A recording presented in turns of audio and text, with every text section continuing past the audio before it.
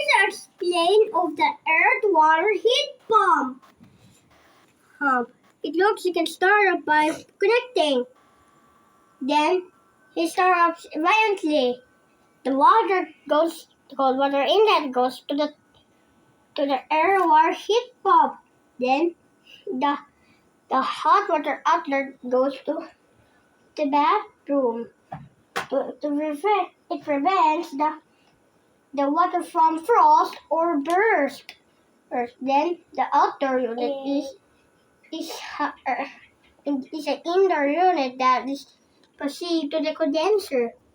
The condenser condense that is turned to a high pressure, high gas temperature. Then